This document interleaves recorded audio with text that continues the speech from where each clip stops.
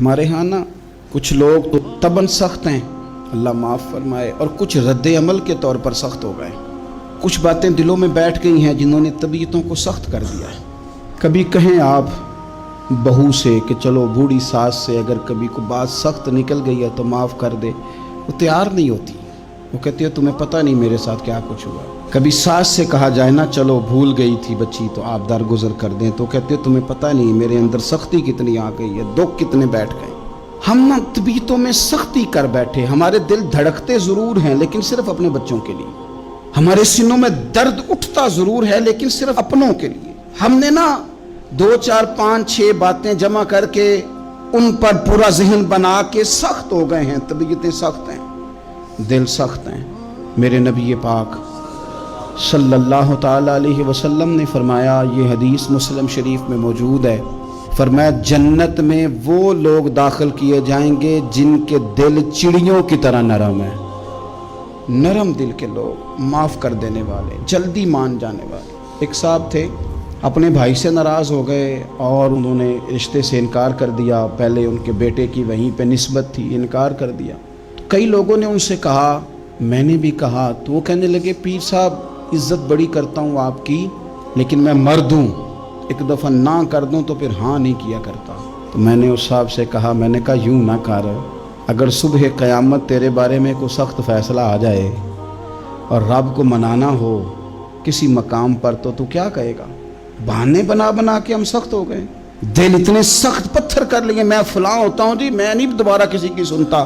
اور خدا کے بندو، میرے نبی پاک علیہ السلام نے فرمایا مومن تو اس طرح ہوتا ہے جس طرح اونٹ کے ناک میں نکیل ہوتی ہے، بٹھا دو تو بیٹھ گیا، اٹھ جاؤ تو اٹھ گیا۔ اور حضور نے فرمایا وہ لوگ جو بہت بد اخلاق ہیں، جھگڑالو ہیں، فسادی ہیں، سخت دل ہیں، وہ لوگ جنت میں نہیں جائیں گے۔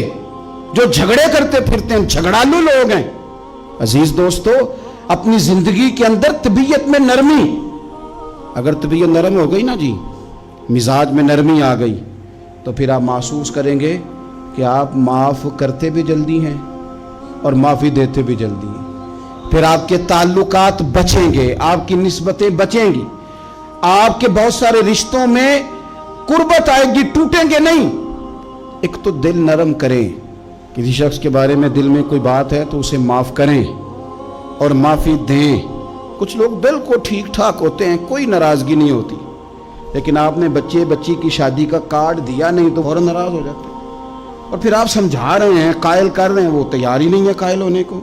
سنو، اور اس حدیث کو یاد رکھنا، نبی پاک صلی اللہ تعالی علیہ وسلم نے فرمایا جس کے پاس اس کا بھائی عذر لایا، بھائی معافی مانگنے آیا اور پھر اس نے معاف نہ کیا، اللہ کے حبیب فرماتے میرے حوض کوثر پہ نہ آئے۔ تو سخت ہو کے بیٹھ گیا، تو کہتا ہے میرے سے پہلے سنے، میں آپ کو بتاؤں اس نے میرے ساتھ کیا کیا، اور ٹھہر جا۔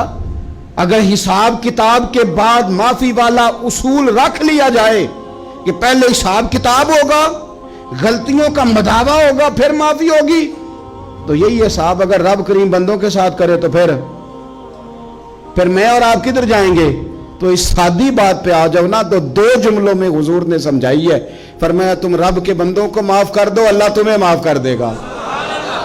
رمضان المبارک کے تشریف لانے سے پہلے اپنی طبیعت کے اندر ایسا ذوق لائیں، ایسی طبیعت لائیں کہ ہم نے معافی دینی بھی ہے اور معافی لینی بھی ہے۔ بعض اوقات ہم رسم ادا کرتے ہیں شب برات سے پہلے، یہ سوشل میڈیا پہ چل گیا، فلانے کو فلان کہہ دیا، اگر کوئی کبھی ہوئی نا تو معاف، ایسے تو نہیں نا معافیاں ہوتی۔ ہمیں پتہ ہوتا ہے ہم سے کون ناراض ہے، ہمیں خبر ہوتی ہے ہم نے کس کو تکلیف دی، ہمیں پتہ ہوتا ہے کس نے ہمارے لہجوں سے پریشانی پائی ہے، کون ہے جو ہماری وجہ سے اذیت کا شکار ہے، تو اس سے جا کے معافی مانگے، تو یہ چیزیں معافی کا سبب بن جائیں گی۔